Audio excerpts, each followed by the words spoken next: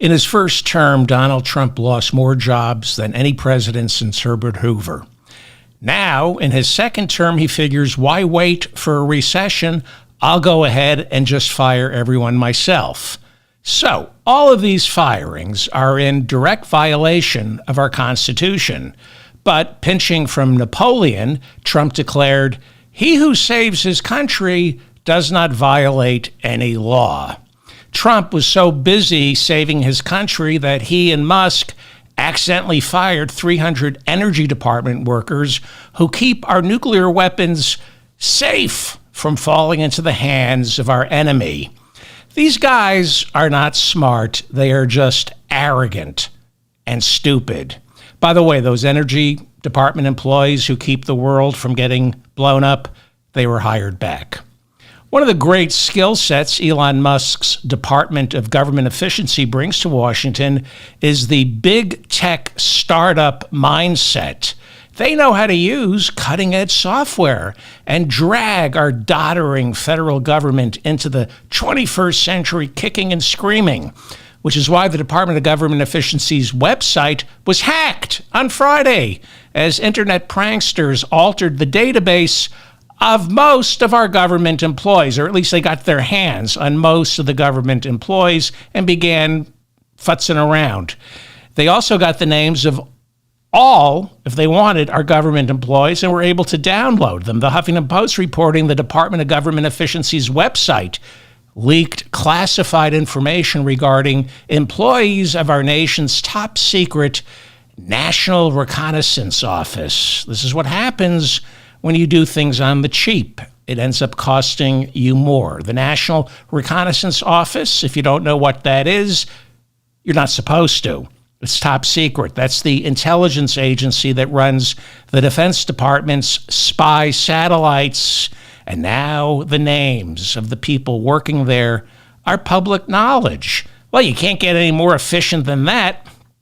Dana Nessel, Michigan State Attorney General, called the Department of Government Efficiency illegal and unconstitutional while she joined 13 other state attorneys general in a lawsuit Friday calling Musk and his newly created department a violation of both the Appointments Clause of the Constitution as well as separations of power.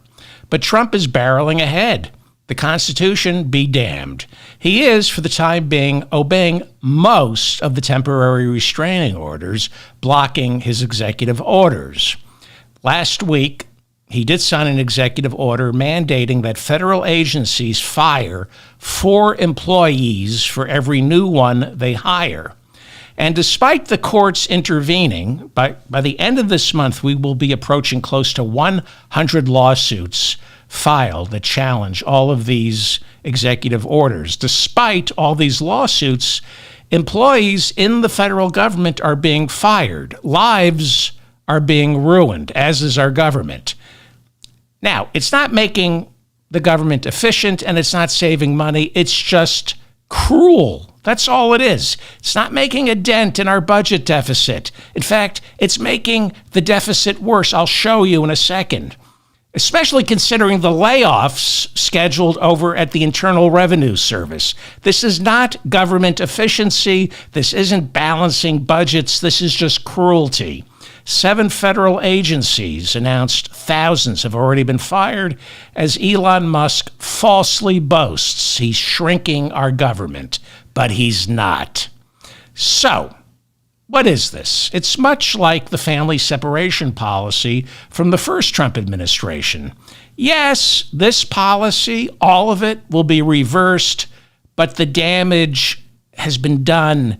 And to this day, thousands of mothers still can't find their children. This is breaking things fast for the sole purpose of breaking things. Nobody benefits from any of this except the sadists. Theoretically, 3% of the entire federal workforce has been downsized, theoretically, after nearly 77,000 workers accepted Trump's offer to buy out their contracts. Quit now, you get paid until October 1st of this year. 77,000 accepted, that's 3% of our workforce, but nobody knows if that offer was legal. A judge last week ruled that The organization suing Trump over this buyout, it lacked standing. They said the union that sued lacked standing, which just means it wasn't the union's place to sue. The judge didn't rule as to whether these buyouts are legal. Most legal scholars say they're not. But 3% of the federal workforce took the offer. Will they get their money?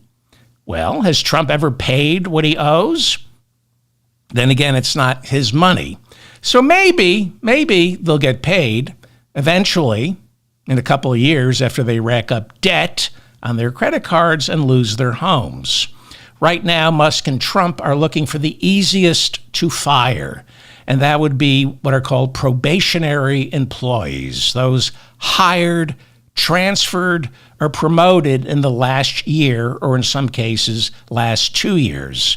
There are about 200,000 probationary employees working for our federal government, and their jobs are on the line. So, it's a mess, and it's supposed to be. It's called flooding the zone. Issue so many orders, create so many lawsuits, the media, the government, the victims, the judges, and voters can't make order out of any of it. This is what I'm trying to do on this show for you, which is bring order to this intentional chaos. What you need to understand is 200,000 federal employees are classified as probationary. The Office of Personnel Management, that's the human resources for the federal government, they ordered federal agencies to fire most of those 200,000. We're seeing massive layoffs, but as you're about to see, it doesn't save money. It just makes the government less efficient while destroying the lives of our civil servants and the American citizens who rely on these civil servants. Washington is huge. $7 trillion a year goes out the door. When you add the military and military contractors, close to 10 million people work directly or indirectly for the federal government. Then there are local and state governments relying on federal funding, plus there are charities, research facilities, as well as practically every citizen who relies on the government for something: Medicaid, food stamps, Medicare, Social Security, welfare, the Veterans Administration. It goes on and on. What we're witnessing right now, since Trump took office, is a riot. This is how oligarchs destroy things out of rage. Trump and Musk are swinging bats to break things because they're frustrated with the system. No, they're just frustrated because they hate themselves. They have all this money and power, and they still wake up every morning and feel like crap. So they need to hurt as many people as possible. Most of you work for somebody like this, but they don't have as much free reign. All this is, it's a riot. And with rioting comes looting. Stores are being broken into, safes are being blown open, files set on fire and destroyed, and money. Things are being taken. Eventually, as with all riots, order will be restored, but the oligarchs who are currently throwing bricks through windows, they will end up, after order is restored, they will be richer, unhappier, and will walk away from this riot the same way they walked away from Vietnam, Iraq, and Afghanistan. They'll wash their hands of it and say, "We tried, but those people are beyond help." This is about breaking and stealing things. But unlike, say, the South Central riots, nobody's going to prison. At least the people who are rioting this time aren't going to prison. Well, the Small Business Administration just fired 720 employees, making up 20% of that entire agency. How much money do you think you're going to save firing 720 employees? It's low-hanging fruit. It's not making a dent in spending, just hurting people. You're not making government efficient. You're not cutting expenses. You're just hurting people. As I said earlier, Donald Trump, during his first term, lost more jobs than any president since the Great Depression. He's not waiting for a recession this time. He's going to start firing people himself. He likes to fire people. The Department of Education just fired some workers in their civil rights, student loan, and legal divisions. But the Department of Education is tiny. The Department of Veterans Affairs, which is the largest agency in Washington besides the Pentagon, the Department of Veterans Affairs fired 1,000, which is a lot. I think they have something like 350,000 employees over at the Department of Veterans Affairs. And the Consumer Financial Protection Bureau fired the entire division investigating big tech. What are the odds that Elon Musk would shut down the one part of the Consumer Financial Protection Bureau that's investigating him? A judge, however, ruled last week and issued a temporary restraining order blocking the layoffs at the Consumer Financial Protection Bureau. A total of 1,700 people work for the Consumer Financial Protection Bureau, which polices lenders, polices banks and lenders. Donald Trump, who defrauded lenders and banks and found guilty, $500 million fine for that last year. He wants to destroy the Consumer Financial Protection Bureau. The judge also ordered all the employees at the Consumer Financial Protection Bureau to preserve all their documents. People are worried that evidence is going to be destroyed. The Los Angeles Times reporting the Internal Revenue Service, the people who collect our taxes, it's about to lay off thousands of employees. Some are now putting the number as high as 15,000 just as tax season is about to begin. So smart. So smart. That's Elon Musk bringing his corporate know-how to government, because this is how big business makes money, by firing all the people in charge of accounts receivable. The last thing a successful company ever has to worry about, making sure people pay their bills. In fact, ignoring people who don't pay their bills, that's how corporations succeed, by not collecting revenue. Steve Bannon is warning Elon Musk that Trump voters will not appreciate taking a meat axe to Medicaid. He warned this has the possibility of backfiring politically. Well, it's true. People claim they hate government until the government stops giving them what they need. So, is any of this slash and burn cruelty working? Is the federal government at least spending less? According to The Economist, in the nearly 4 weeks since Trump took office, the federal government is spending on average $30 billion a day. 1 year ago at this time, our government was spending $26 billion a day. So we're spending $4 billion more each day since Trump started his slash and burn. Well, of course, none of this is going to work. And it's going to cost billions to clean up the mess Musk and Trump are making, slashing and burning. As of now, the Treasury Department's payment systems remain off limits to the Department of Government Efficiency 20-somethings, as the judge in that lawsuit renewed his restraining order. Meanwhile, the Treasury Department's Inspector General, this one hasn't been fired yet by Donald Trump, the Treasury Department's Inspector General announced a probe into the Department of Government Efficiency gaining access to and then altering the Treasury Department's payment systems software. Yes, they got in there and altered the software, according to reporting by Talking Points Memo, Wired, and then confirmed by Treasury Secretary Scott Bessent. In legal filings, our Treasury Secretary admitted that the payment systems code has already been altered without permission by a white nationalist 25-year-old named Marco Elez, who resigned after the Wall Street Journal uncovered social media posts where Elez claims to have been a racist, quote, before racism was cool.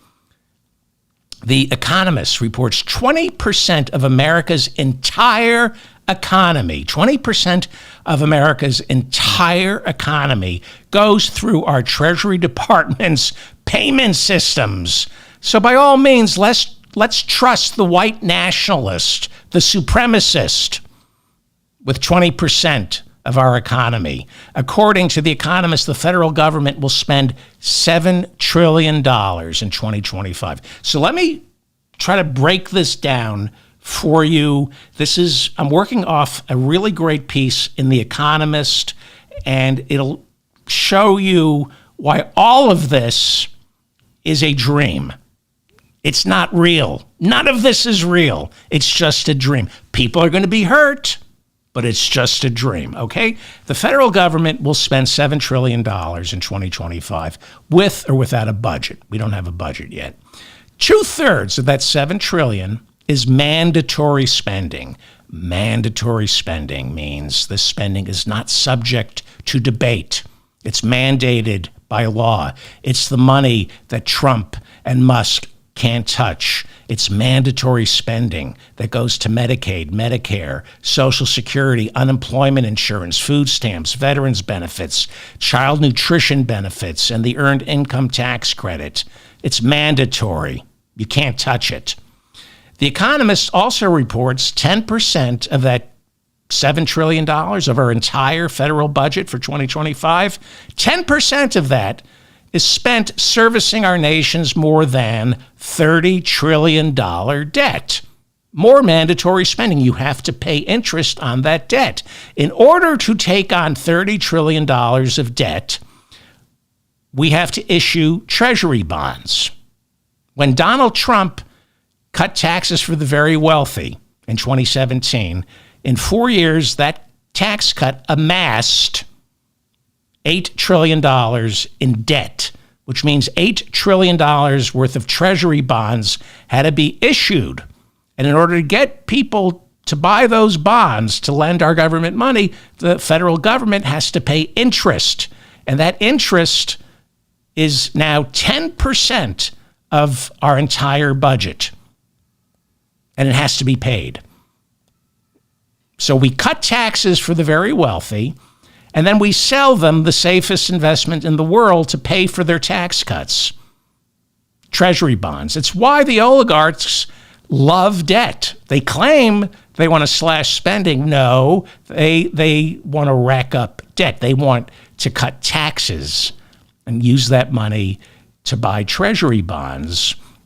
And it's guaranteed by the government. We have to pay interest on those treasury bonds.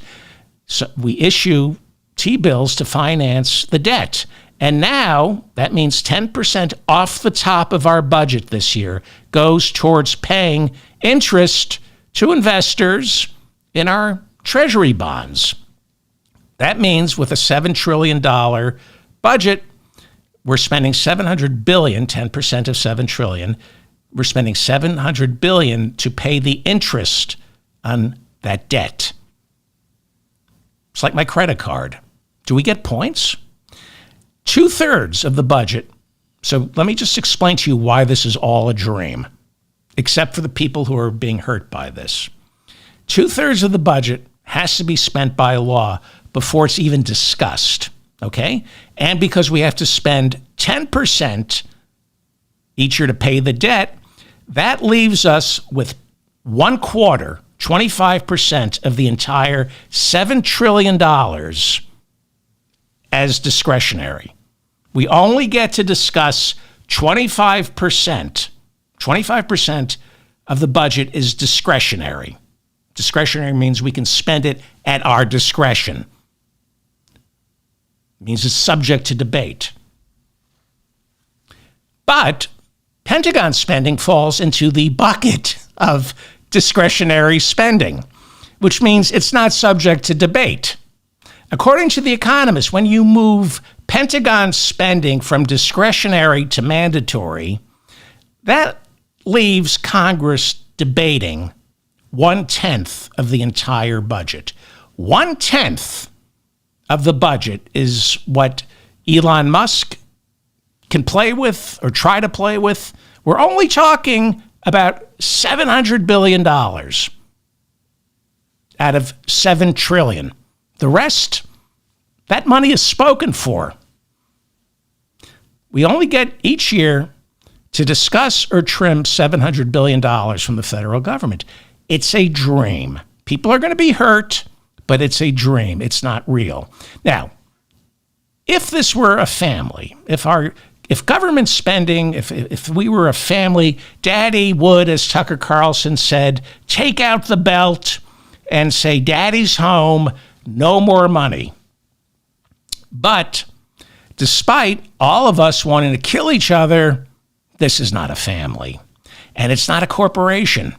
We're not a corporation. We can't run the government like a family, and we can't run it like a corporation because we can't go bankrupt. We can't get sold to another country. Donald Trump's conversations with Putin notwithstanding. You cannot compare the federal government to anything. It's not a corporation. It's not a family. It's our government. There's no analogy. It's government. You don't cut spending. You don't rein in spending the way your family or your business does. I guess the closest analogy would be biology. Think of the federal government as a carbon-based life form that we don't quite understand, but we're trying to keep it alive. That's what the government is.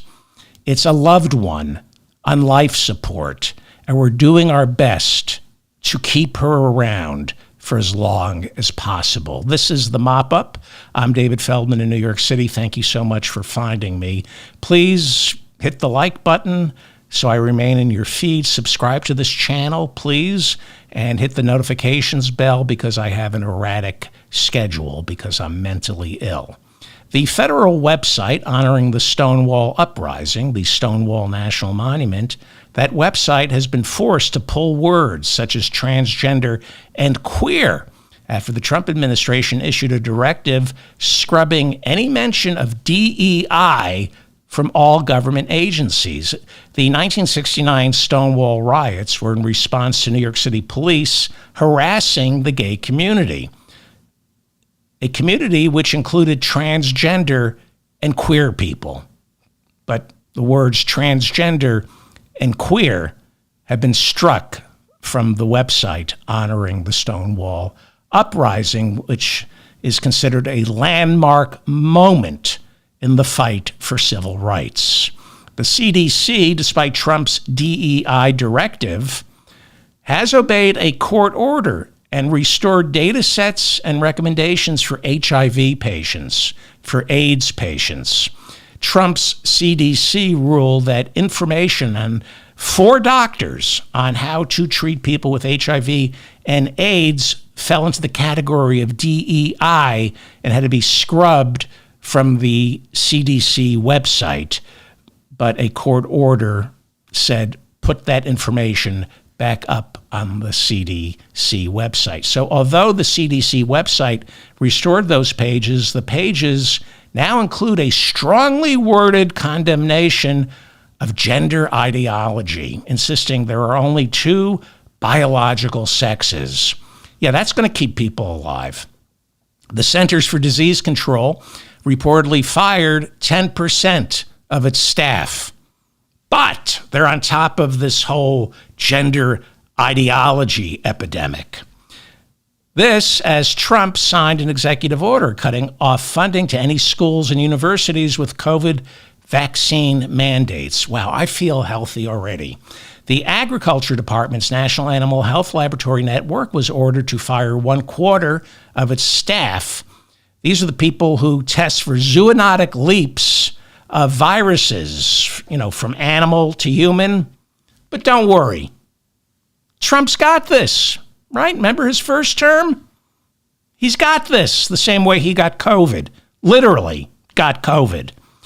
We are in the middle of an avian bird flu outbreak, making a carton of eggs so expensive only Elon Musk can afford them.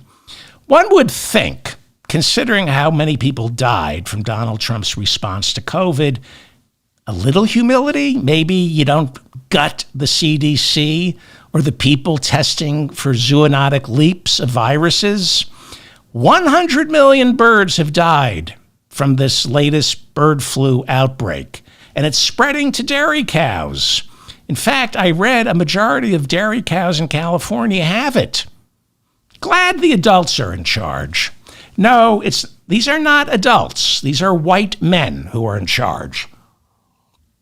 This was the same thing they said after 9/11. The adults are in charge. No, the white men are in charge. And they screw things up. White men screw things up. Like Dr. Ralph L. Abraham, Louisiana Surgeon General, announcing Louisiana will no longer be encouraging parents to vaccinate their children. Louisiana is currently having one of the worst flu outbreaks in the country. You don't need to vaccinate. But, why? Why vaccinate? It's all about choice. Like when you get behind the wheel of a car and share our nation's highways with other citizens, you should have the choice of driving drunk or driving sober. You should have the choice of obeying the speed limit. There should be no speed limit. Why should the government tell me I can't drive 160 miles per hour or which side of the road I want to travel on? Sometimes when I come home from the pub after a pint, some bangers and mash, I feel awfully British and want to drive on the left side of the road. I should have that choice. That outbreak of measles in Gaines County, Texas, that you've been reading about, it has now doubled to 48, with 13 hospitalized. This is the worst outbreak of measles in Gaines County in more than 4 decades. 18% of Gaines County, Texas children unvaccinated for measles. It's one of the highest rates of unvaccinated children in the state. And yet they're having the worst measles outbreak in 4 decades. I wonder if there's any correlation. Well, golly, I need to do my own research. Quick, what does Joe Rogan have to say about this? That's how I do my own research. The measles vaccine, they say, was introduced in 1963, and it immediately saved 2.6 million lives around the world. That's what they say, but that's not what Bobby Kennedy says. And he's a lawyer.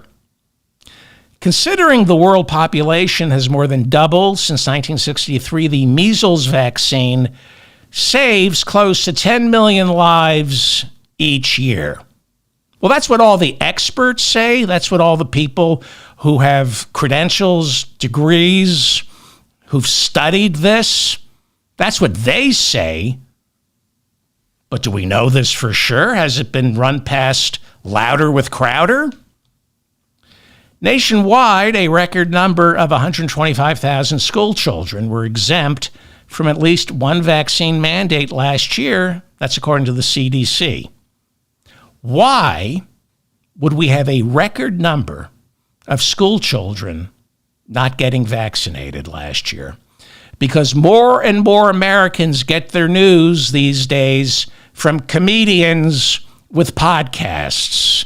Some of these people don't know they're comedians. They just have podcasts, but trust me, they're comedians. Don't get your news from your friends, and don't get them from uncertified podcasts.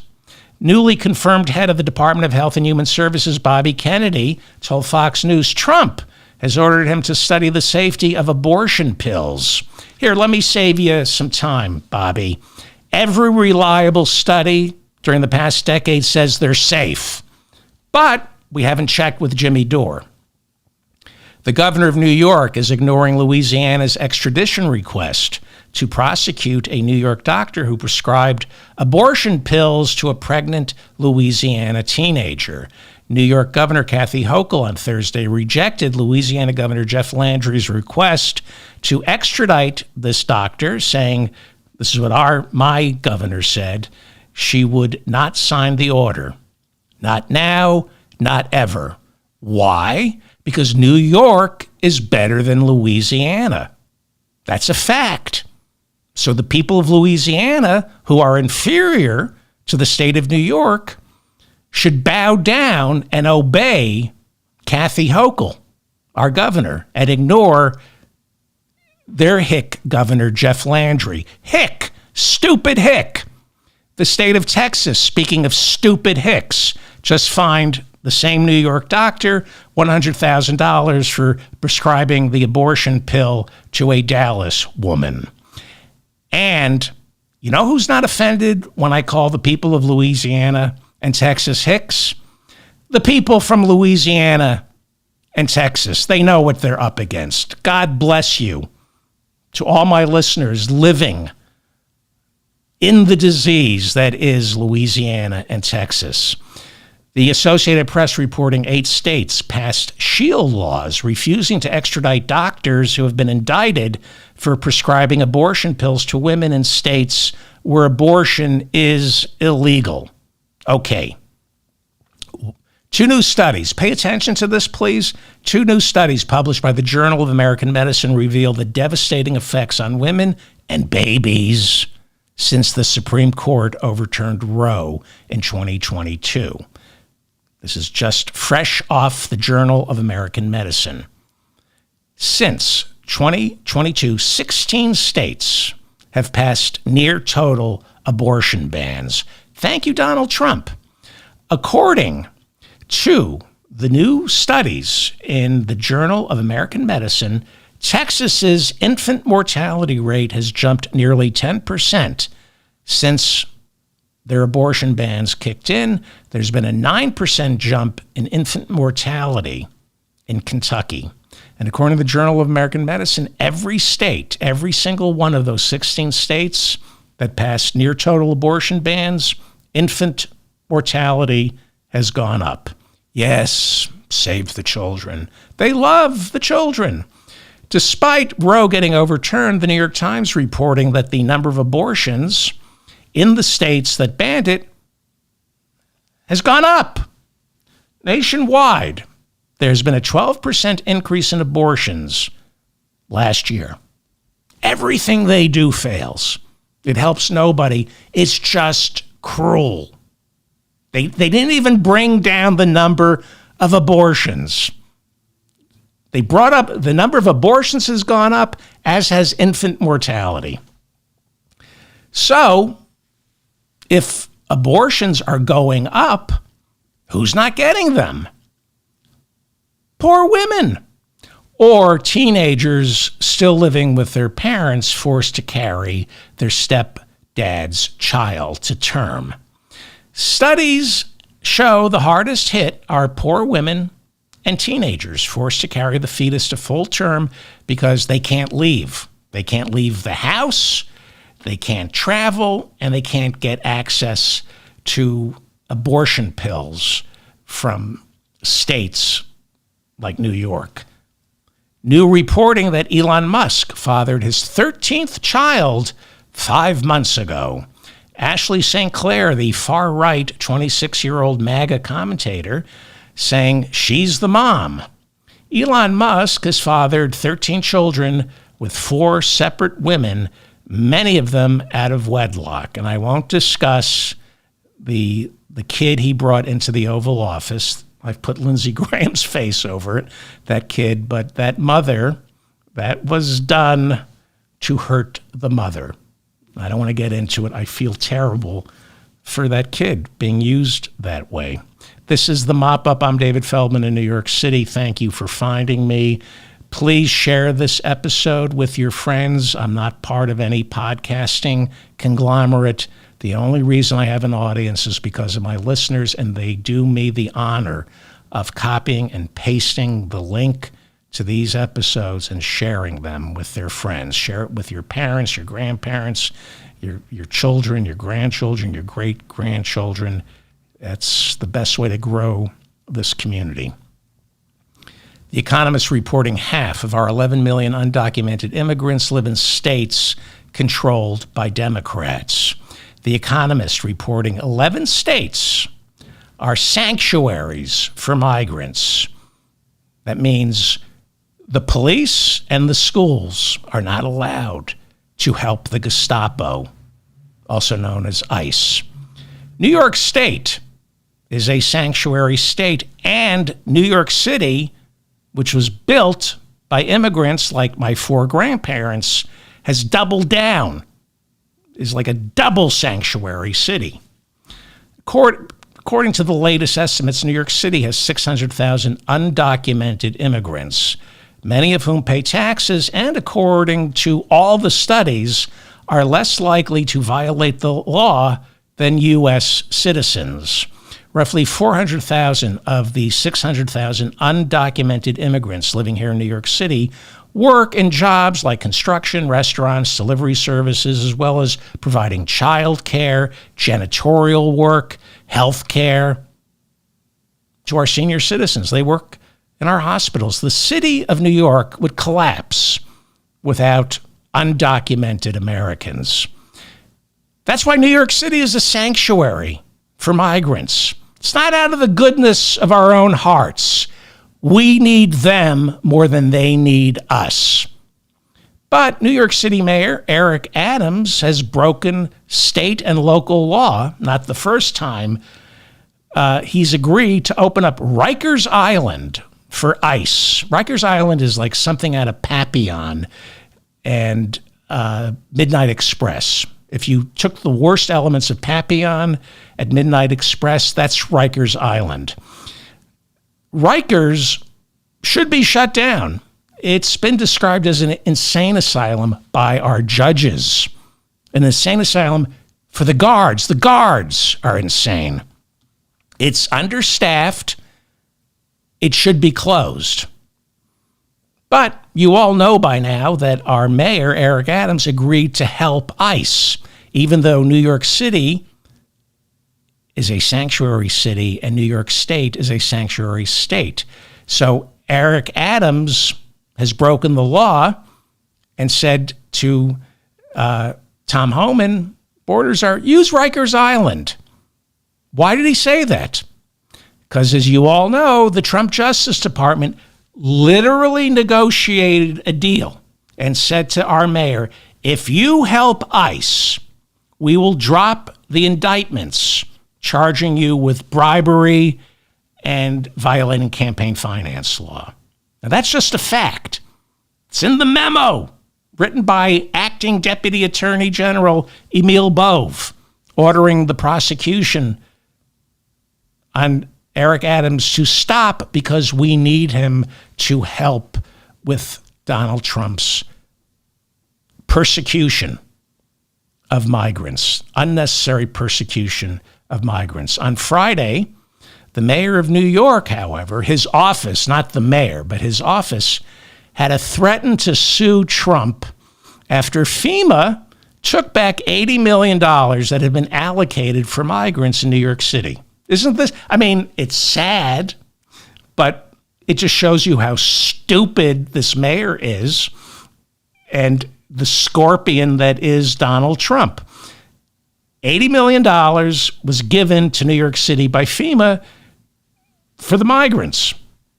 It was deposited by the federal government in New York City's account, and then the Treasury Department, right after the deal was struck between Eric Adams and ICE, the Treasury Department goes in and yanks the $80 million out right after this idiot mayor agreed to turn Rikers Island over to the Gestapo, which is ICE. That's how Donald Trump treats you, Eric. You're stupid. You're stupid. Eric Adams made a deal for himself. He never bothered to make sure FEMA would come through with the money.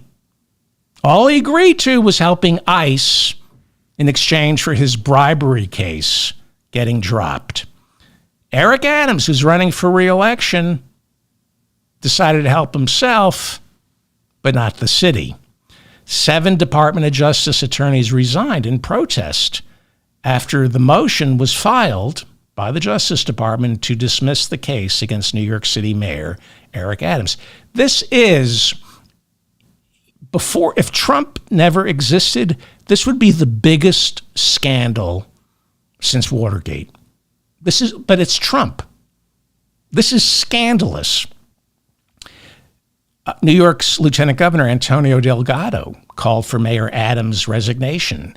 He said New York City deserves a mayor accountable to the people, not beholden to President Trump. Mayor Adams should step down. This is a big story in New York. Jumaane Williams is New York City's public advocate. It's an important job. He's second in line if and when Mayor Adams goes.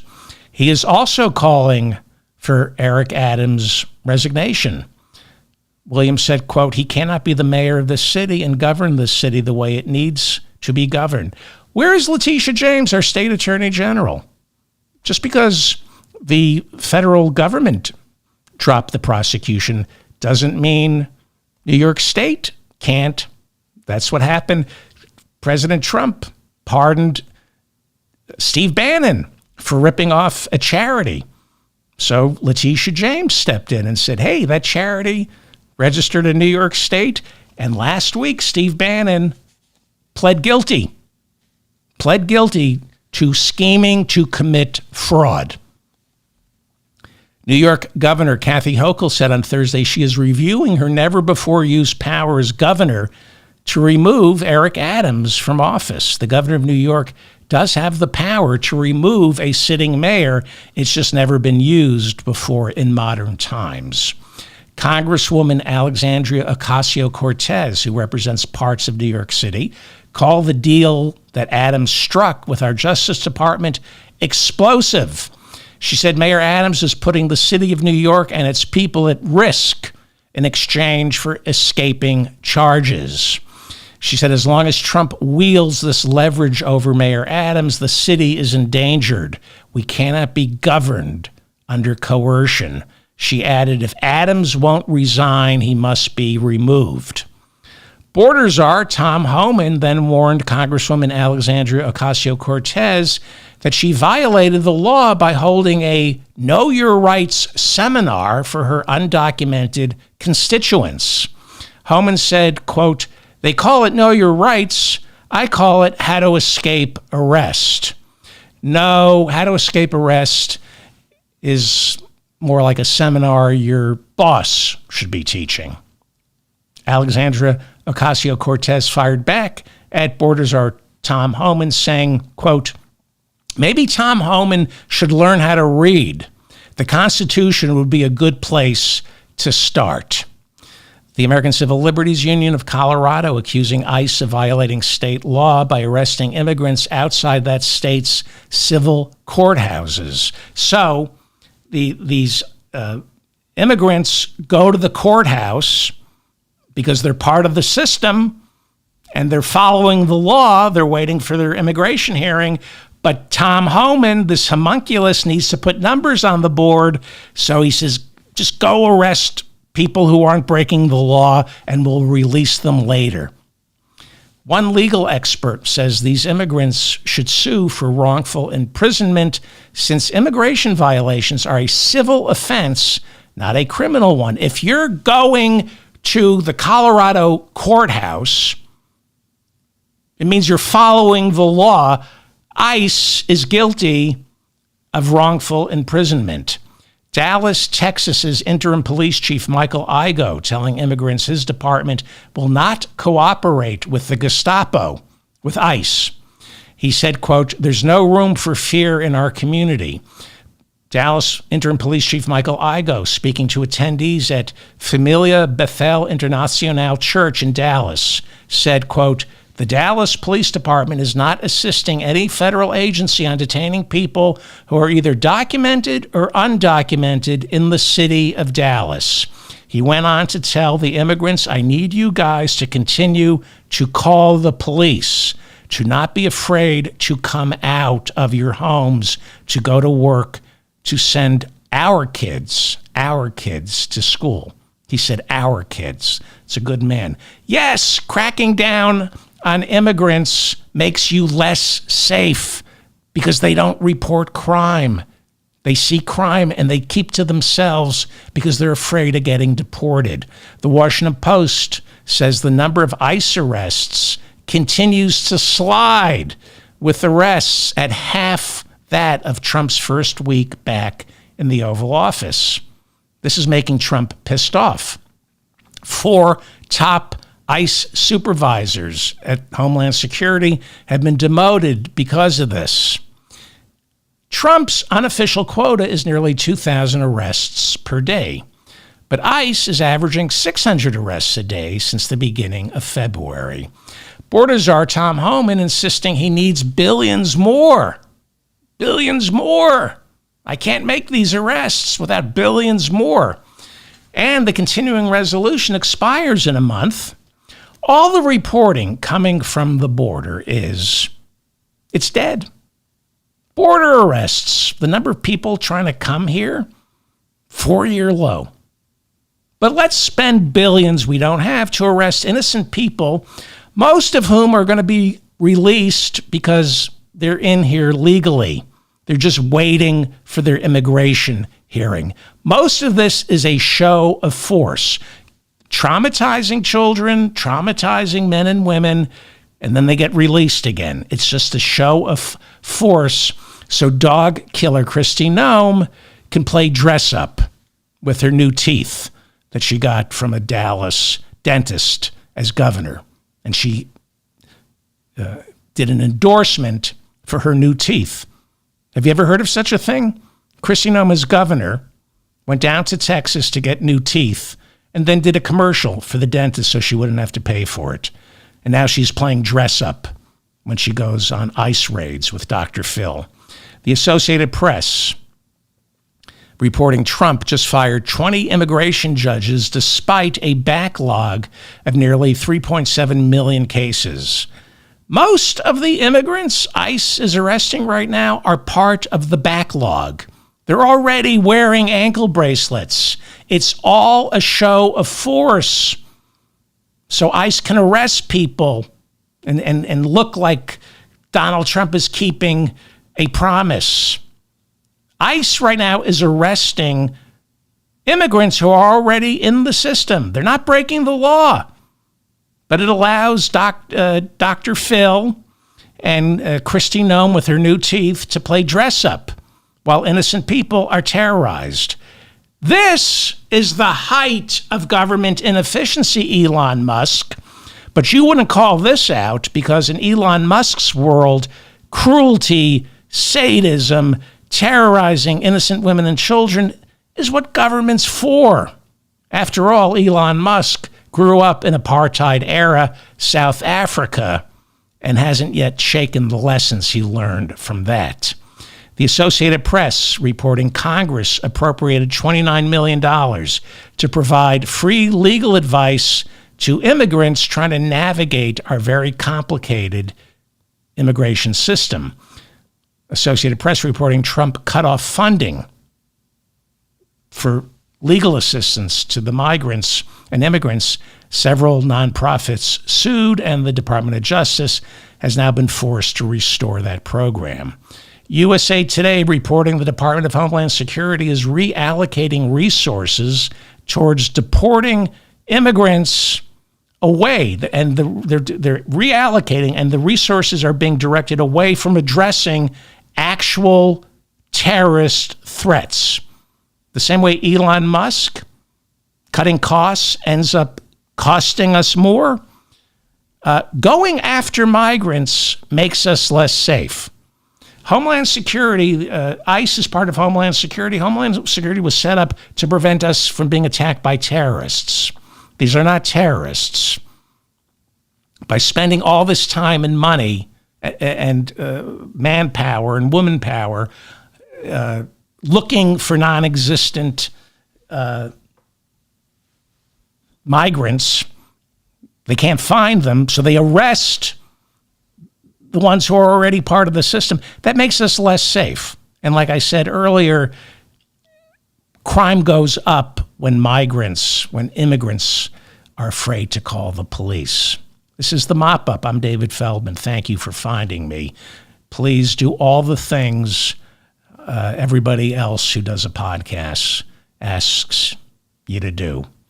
I read all your comments, so leave a comment. Secretary of State Marco Rubio says he spoke with his Russian counterpart, Sergei Lavrov. Besides Syria and Ukraine, the two men talked about restoring trade between the two countries. That's according to Marco Rubio. I didn't know that. We're not trading with Russia? Did something happen? Rubio wants to restore trading with the country that invaded Ukraine. Interesting. Trump said he's spoken with Putin and the two plan to meet in Saudi Arabia sometime in the future to work out a deal on Ukraine. Saudi Arabia is going to broker the deal. Saudi Arabia's Mohammed bin Salman is going to broker the deal. Blessed is the peacemaker. Whenever I think of Mohammed bin Salman, the guy who took a bone saw to Jamal Khashoggi, I always think there's a Sherpa on the climb towards serenity. Good choice. Secretary of State Marco Rubio, National Security Advisor Mike Waltz, and Middle East envoy billionaire Steve Witkoff, they're heading right now to Saudi Arabia for talks on how to end the fighting in Ukraine. Politico reporting that Ukraine and NATO allies will be excluded from these talks. In an interview with The Economist, Ukrainian President Volodymyr Zelensky warned, quote, if Russia is left alone with America, if Putin is left alone with Trump, he will receive manipulative information. Really? Trump manipulated by Putin. That's no way to talk about my president. Where would anyone get the idea that Putin has a hold over Trump? Besides the Mueller report and every congressional investigation, including the ones chaired by Republicans, including the ones chaired by that idiot Devin Nunes. This is from The Economist. Mr. Zelensky has a warning for those who think that a quick deal undercutting Ukraine will make their lives easier. Western leaders focused exclusively on domestic politics are delusional, he says. Mr. Putin is coming for them too, he claims. Quote, no one understands what war is until it comes to your home. I don't want to scare anyone. It will come. I'm just telling you the facts, unquote. The Economist goes on to write, Russia is increasing the size of its army by 140,000 last year and by 150,000 this year. He says he knows of plans to send most of them to Belarus under the pretext of training in a worrying repeat of the exercises that preceded the full-scale invasion of Ukraine 3 years ago. The assumption is that these troops might attack Ukraine. But what if they turn to attack Lithuania or Poland? Zelensky says, why doesn't anyone think that this will happen, unquote. The Economist says the maths do not look good for Europe. Russia has 220 brigades, roughly consisting of 3,500 to 5,000 men each. Ukraine has 110. Europe, just 80. Quote, do you understand what is happening?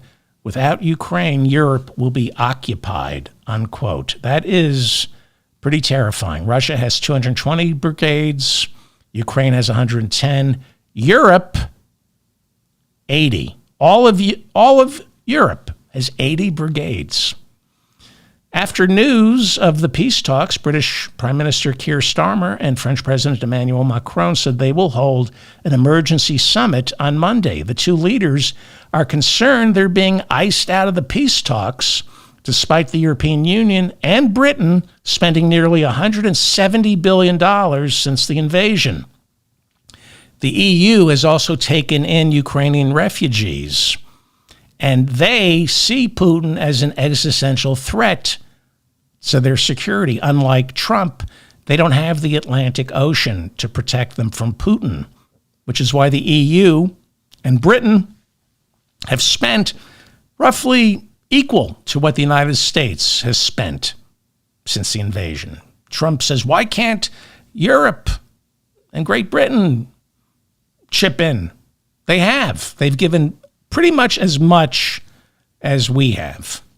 That upcoming trip to Saudi Arabia will mark the first time the United States and Russia sat down to discuss the war since Russia's invasion. Pete Hegseth, our alcoholic white Christian nationalist, running the Pentagon, made his first trip overseas as defense secretary. And he embarrassed himself. He embarrassed the United States. He didn't embarrass Trump because he's shameless. But Pete Hegseth, despite the Princeton education, or because of the Princeton education, he is stupid. I'm going to show you how stupid this arrogant prick, this white Christian nationalist, Pete Hegseth, who cheated on his wife weeks after she gave him a baby. He told a meeting of NATO, now listen to how stupid this is. I mean, I'm an idiot, and even I know this is stupid. So Pete Hegseth, the alcoholic, we sent him to meet with defense secretaries in Europe last week. And he told a meeting of NATO allies in Brussels that Ukraine is being unrealistic if it thinks peace is possible without ceding land to Russia. This is what the man says right before negotiations with Russia begins. Sonny, how many times do I have to tell you, Sonny, never tell anyone outside the family what we're thinking? Just watch The Godfather.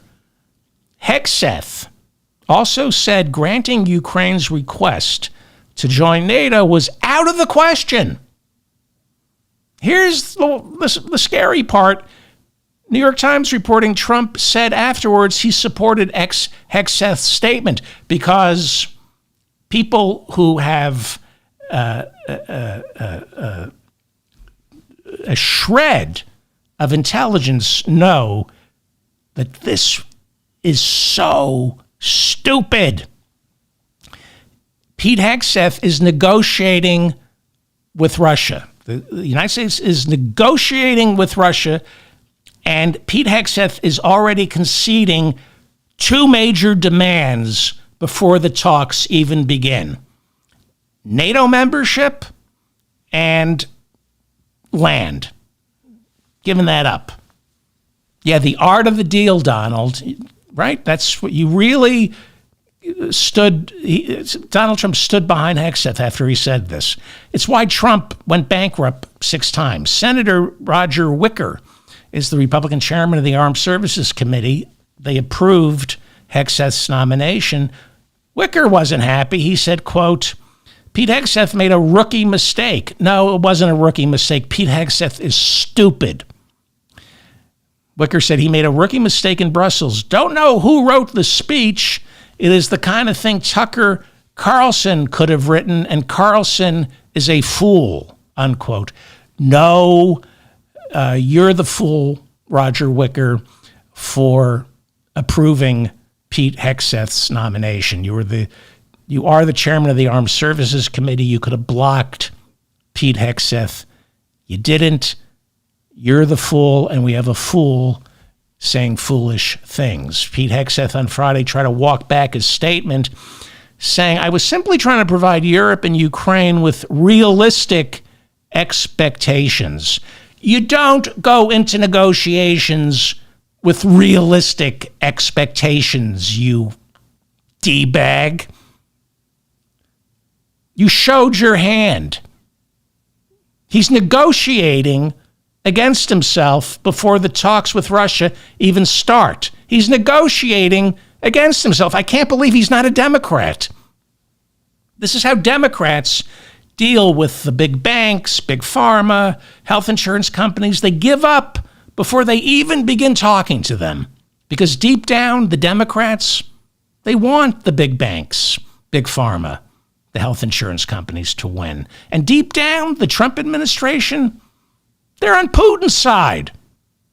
This is a kabuki dance. They don't care about Ukraine. They care about Putin. There's a very large Putin wing inside the Republican Party, and Trump heads it. Ukrainian President Volodymyr Zelensky warning he will lose if the United States stops supporting him. Zelensky telling European leaders that he has not been consulted at all about these talks. Unbelievable. He said to stop Putin, Western nations must create the armed forces of Europe, since it's looking like Trump is about to pull out of NATO. Zelensky, this is, I don't know what country, I do know what this country is, but this is, I've never seen any, what I'm about to tell you, it's a good thing my father isn't alive to hear this. Zelensky, the president of Ukraine, is considering a deal that would hand over 50% of Ukraine's mineral wealth in exchange for America's military support. According to the Washington Post, Ukraine has as much as $15 trillion in untapped rare earth minerals. We're starting to look at Ukraine the way we look at Greenland and Canada. These minerals are in much demand and will be in even more demand as the world's economy switches to clean energy technology and AI. You need these rare earths. China, according to the Post, is the world's leading provider of rare earth. The Post says many, but not all of Ukraine's rare earth reserves are located in territory currently occupied by Russia. How odd that of all the parts of Ukraine that Vladimir Putin decided to invade, it would be the part of Ukraine that has all the rare earth. Senate Budget Chair Lindsey Graham said Saturday, quote, Ukraine has value, literally has value, unquote. Literally has value, he said. You mean before rare earth, Ukraine, human life in Ukraine had no value? Literally, Lindsey?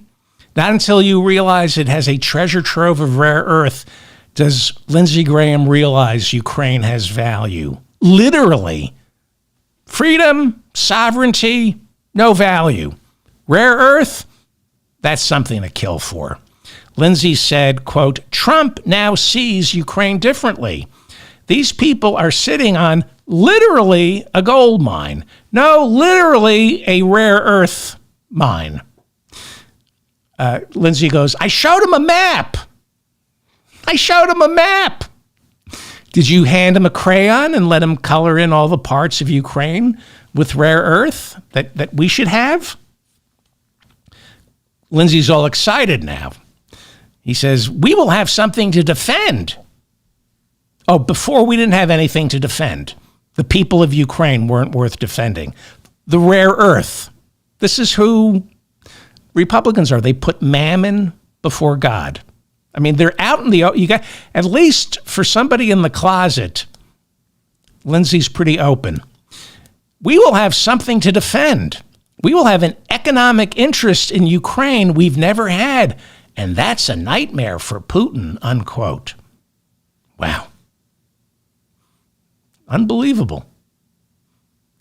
The people of Ukraine, not worth fighting for, not worth saving, don't have value. But rare earth, yeah. Donald Trump has repeatedly said one of America's biggest mistakes after invading Iraq was not taking all their oil. All of this. Taking Iraq's oil, getting half of Ukraine's rare earth, invading Greenland, invading Canada. It all sounds great when you're pounding a few back with friends at a bar. Or if you're a comedian with a podcast. It's funny to talk this way. But these people mean it. And this is not my country. This is not the country I want to pretend to be. I like to pretend this is not who we are. Now, I know all wars are mostly over natural resources. But have the decency to lie to me. Say we're spreading democracy and freedom. At least Putin had the human decency to tell his people he went into eastern Ukraine to protect Russian-speaking people. It just happens to be a lucky coincidence that part of Ukraine that has most of the rare earths also happens to be where the Russian-speaking people who are worth rescuing happen to be. Putin has the decency to lie to his people. This government should lie to us like they always do. Lie to us. Tell us this is a war about freedom and democracy. Tell the domino theory. If we don't stop Putin in Ukraine, we'll be drinking borscht in a week. Lie to us. It sounds better for a mother to say my son died protecting freedom than it does to say my son died stealing dysprosium that Apple and Tesla need to dominate their respective markets. Right? Let's send our kids off to fight for freedom, not dysprosium.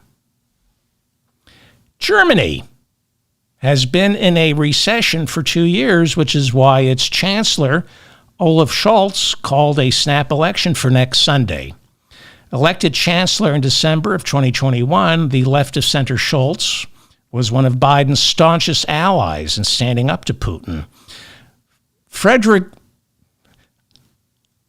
I shouldn't do this. This is so... I would stop watching. This is a long way to go for something really stupid. Just know that I hate myself more than you possibly can for doing this.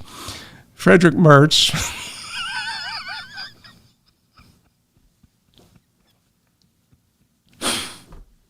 I'm sorry. Friedrich Merz, the leader of the center-right Christian Democrats, is the likely winner of next Sunday's election in Germany, but he will have to form a coalition government with 2, possibly 3 other parties. That coalition might be with the Green Party or with the Social Democrats. But Friedrich Merz promises to adhere to his party's policy, going all the way back to Angela Merkel and before that, of never forming alliances with far-right extremist parties like the Alternative for Germany party, which is expected to come in second next Sunday. It's made up of Nazi sympathizers, some of whom, according to German intelligence, are extremists who have conspired to overthrow the government. J.D. Vance, our vice president, flew to Germany and addressed the annual Munich Security Conference. And I know it's impossible, but he actually outdid Pete Hegseth in arrogant white male stupidity. So here is Vance meeting with Friedrich Merz. That's Vance meeting with... Hey, look, I've been depressed, okay? And I made a mistake. That's Vivian Vance. With William Frawley, who played Fred Merz on I Love Lucy. And I doubt anyone's still alive to even know what I'm talking about. I'm sorry. How long have we been going? All right, it's more than an hour.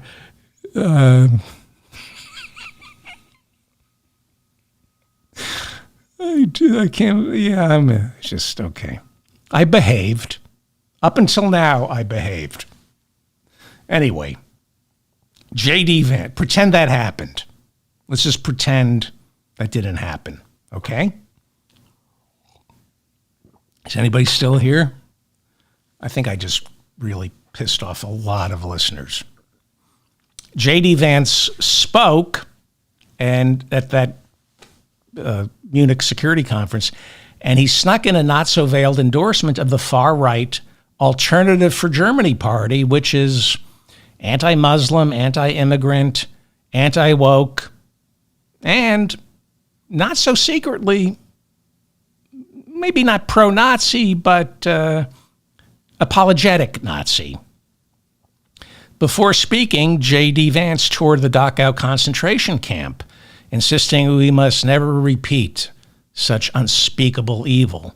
And then, after leaving Dachau, he delivered a speech defending the Alternative for Germany party, this far-right party made up of Nazi apologists who are calling for the deportation of Muslims, even if those Muslims are citizens. Vance, after going to Dachau, this is J.D. Vance, he met with Alice Weidel, head of the Alternative for Germany party, which is polling second in next Sunday's parliamentary elections. Elon Musk, another white nationalist, spoke before 4,500 Alternative for Germany supporters on January 25th, and he's giving them money. He told them Germans must no longer feel guilt for their past. And the Alternative for Germany party is your country's only hope to preserve your culture. He interviewed Alice Weidel. She's the leader of this party. During that interview, Alice Weidel poo-pooed our country's overreaction to Adolf Hitler, saying, quote, he was nothing other than an anti-Semitic socialist. She reduced Adolf Hitler down to nothing more than an anti-Semitic socialist. That's all he was. Musk defends his support for Alternative for Germany, claiming because the leader, Alice Weidel, is a lesbian. This is Elon Musk, the brilliant Elon Musk. He says because the leader of Alternative for Germany, Alice Weidel, is a lesbian, Elon Musk says, therefore, she can't be a Nazi because Hitler hated lesbians. Wow, is he smart? Wow. I'd like to see how he did on the LSATs. Wow.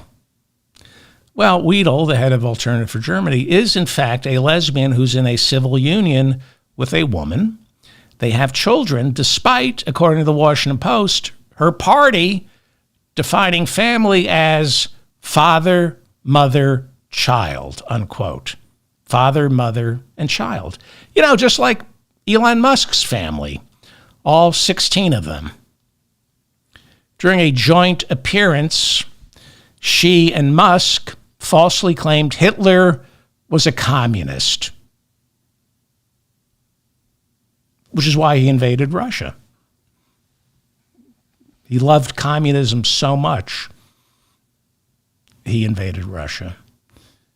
And he put all the communists in concentration camps because he loved communists so much, he wanted to just collect them and, make sure he was protecting them. Weidel says Germany must stop wallowing in its Nazi past. She said we need to put an end to, quote, this cult of shame about the Nazi past. It's a cult of shame. This is something Musk also told the German people. Musk said, stop feeling guilty about Nazi Germany. Stop feeling shame. And having grown up in apartheid era, South Africa, that's also something Elon Musk tells himself. Stop feeling bad about apartheid. According to The Guardian, Elon Musk's grandfather was born in America, but in the early 1950s, heard about apartheid in South Africa and said, I'm moving there. And he moved to South Africa for the apartheid. Apartheid started in the late 1940s. Elon Musk's grandfather read about apartheid, and he said, sounds better than Jim Crow. I'm going there. Weidel's grandfather, Hans Weidel, was legal counsel to the SS and personally rewarded with a judgeship by Hitler. According to The Economist, Alternative for Germany's core voters are white men with zero college. Bjorn Höcke, one of Alternative for Germany's leaders, was found guilty last year for using banned political slogans in Germany. The banned political slogan he used is, quote, "Everything for Germany." And this was his second time convicted of violating Germany's ban on pro-Nazi language. Did I mention members of this party were arrested plotting a coup to overthrow the German government?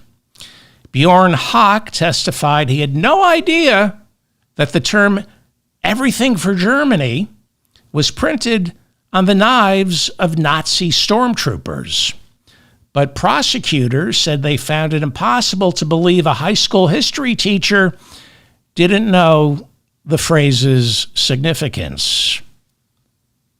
Prosecutors said the Alternative for Germany party was charged with a crime before over this very same phrase being used. Therefore, it's unlikely one of the party's leaders would be unaware of its meaning. See, this is what they do. They plead ignorance. It's like Donald Trump saying, I don't know who David Duke is. I have no idea who David Duke is. During his speech supporting the Alternative for Germany party, J.D. Vance, this is the guy who spread the lie that Haitians in Springfield, Ohio were eating cats and dogs. And then when he was called on it, admitted, he said, yes, I lied to make a larger point. He said this lie was in the service of a larger point. And that larger point was, I'm a racist. Nazis. There's now a civil lawsuit in Springfield, Ohio, because Nazis began terrorizing the Haitian immigrants after Elon Musk and Donald Trump unleashed these lies. So J.D. Vance called on Germany to end its post-World War II firewall. This is what it's called. It's called a firewall, where political parties refuse to deal with any politician or party run by Nazi apologists. This is what J.D. Vance said in Germany. And by the way, nobody hates the Nazis more than the German people. I mean, imagine, right now, half this country hates what Donald Trump is doing to our country. Imagine how much the Germans hate Hitler and the Nazis for doing not just what they did to the world, but to Germany.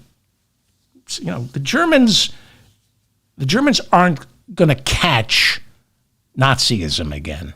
They've been inoculated. And that's why they have freedom of speech, but they say, no, the Confederate flag, they would look at the Confederate flag and say, oh, no. We know what that is. That's a hate crime. Waving that is a hate crime. We're civilized enough to know that that's not a First Amendment thing. It's not some slippery slope. The Confederate flag? No. That's what the Germans would say. And they teach their past, unlike here in the United States. So during his speech supporting the Alternative for Germany party, these are Hitler apologists our vice president is endorsing, Vance called on German politicians to end their post-World War II firewall, refusing to deal with parties run by Nazi sympathizers and or apologists. This is what this idiot, J.D. Vance, said, quote, and it sounds so anodyne. Quote, the threat that I worry most about vis-a-vis Europe is not Russia, not China. It's not any other external actor. What I worry about is the threat from within. Well, who said that? Besides Trump. Hitler. The threat from within? He goes to Germany and says he's worried about the threat from within? He goes on to say, quote, what no democracy, American, German, or European, will survive is telling millions of voters that their thoughts and concerns, their aspirations, their pleas for relief are invalid and unworthy of even being considered. He goes on to say, democracy rests on the sacred principle that the voice of the people matters. There's no room for firewalls, unquote. Yeah, the voice of the people matters. Unless they want to vote in Georgia or Florida, Texas, or any of the red states Republicans are in charge of. Then we have to make it impossible for people of color and the marginalized to vote. Democracy rests on the sacred principle that the voice of the people matters. No, it doesn't. No, it doesn't. Vance accused Europe of overreacting to Putin's misinformation campaign where he's influencing their elections. Now, this is a fact. Putin wants to destabilize Europe. So he's been funding all the alt-right parties like Alternative for Germany, the party, Viktor Orban gets his funding from Putin, Giorgia Meloni gets in Italy, Marine Le Pen has admitted she got money from Putin in France. He poo-pooed every single intelligence report, American and European, telling us that Vladimir Putin is running a misinformation campaign in Europe and Latin America to get authoritarians who are sympathetic to him elected, Jair Bolsonaro in Brazil. He said Putin isn't trying to influence their elections. In other words, Vance interfered in a foreign election, Germany's, by insisting there's no such thing as foreign intervention in elections. Why is J.D. Vance defending, endorsing the Alternative for Germany party? How dare he? How dare he? Vance then laid into Romania for canceling elections after investigators saw too much evidence of Russian meddling. He said, mockingly, quote, if your democracy can be destroyed with a few $100,000 of digital advertising from a foreign country, then it wasn't very strong to begin with, unquote. So I guess it's not worth saving, right? But if it wasn't strong enough to begin with, you should let Russia meddle. Your democracy wasn't very strong to begin with. Read ancient Rome. Democracy by its very nature, J.D. Vance, you arrogant white Christian nationalist prick. Democracy by its very nature isn't strong. It needs protecting. We need to protect democracy from the anti-democratic bullies like J.D. Vance, who use veiled Nazi language and imagery and then hide behind false claims of, I don't know what those terms and symbols mean. I just feel the people should be heard. He's all for free and open discourse, except when books need to be banned and newspapers and television networks like 60 Minutes have to be sued. Associated Press is being kept off Air Force One Associated Press is not allowed in any Oval Office press conferences now. Why? Because their style book refuses to recognize the term Gulf of America. But Republicans, MAGA world, we hate the cancel culture. We have a free speech orthodoxy, unbending. They only defend hate speech. That's the only speech they think is protected by the First Amendment. Thomas Silberhorn is a member of the German parliament, and he was pissed off, as well he should be, that a vice president of the United States comes to Germany and endorses a party of Nazi apologists. This has never happened before. Never. He said, this is our business. My message to the Trump administration is German extremists who explicitly refer to National Socialism, they're part of the alliance defending Germany, are clearly anti the United States that liberated us from National Socialism. National Socialism meaning Nazis. And they weren't socialists.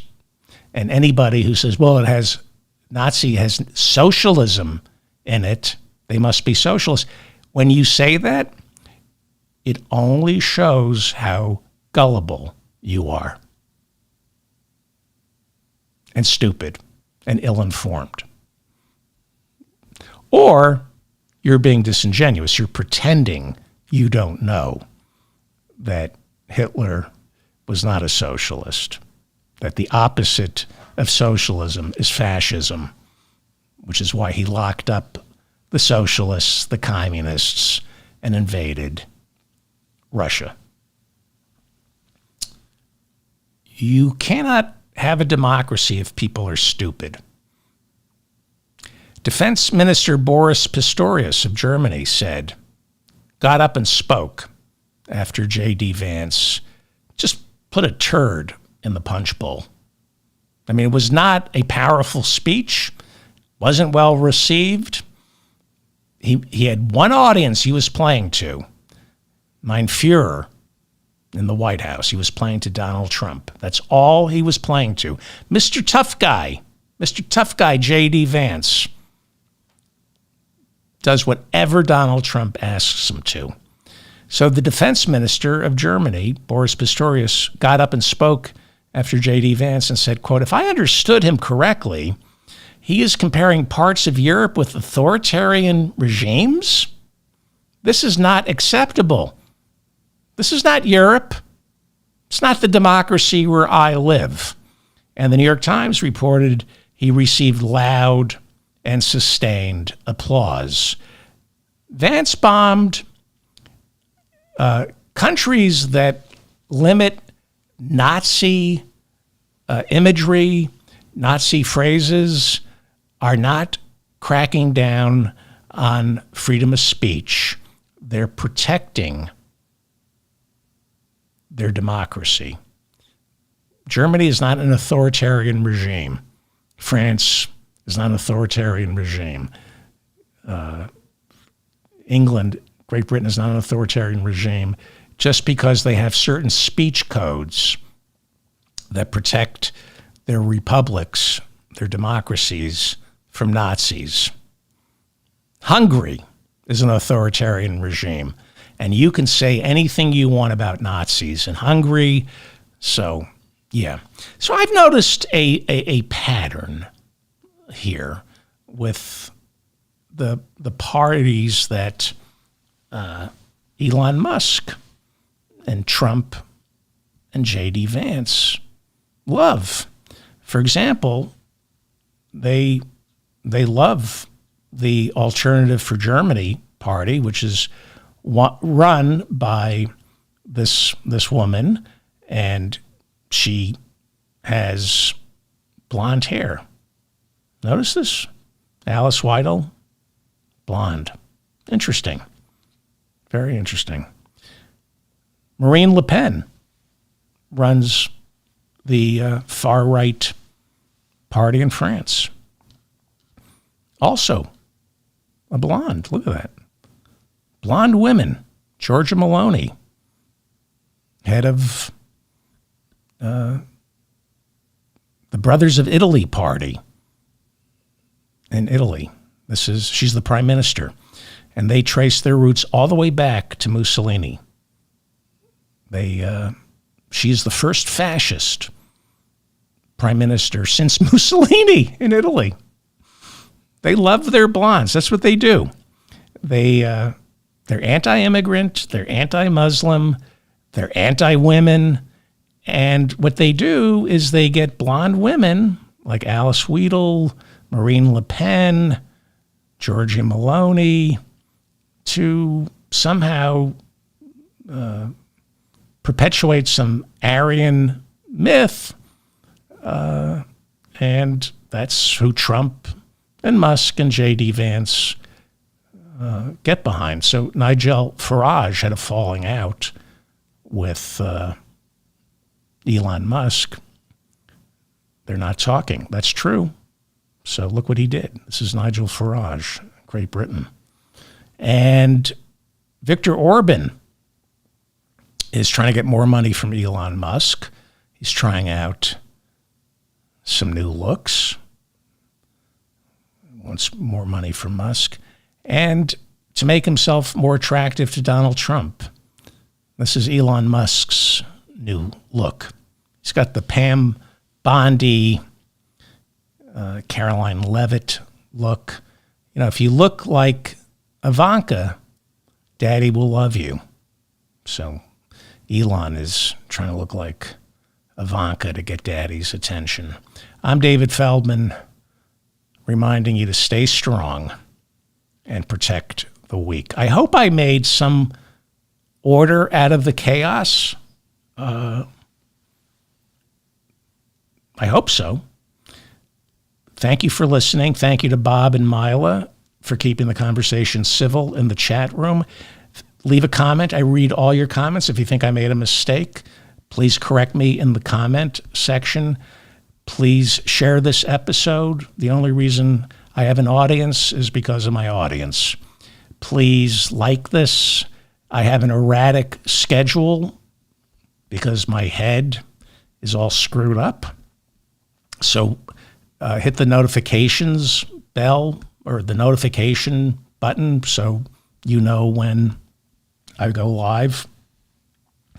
I'm trying to clip highlights from the show.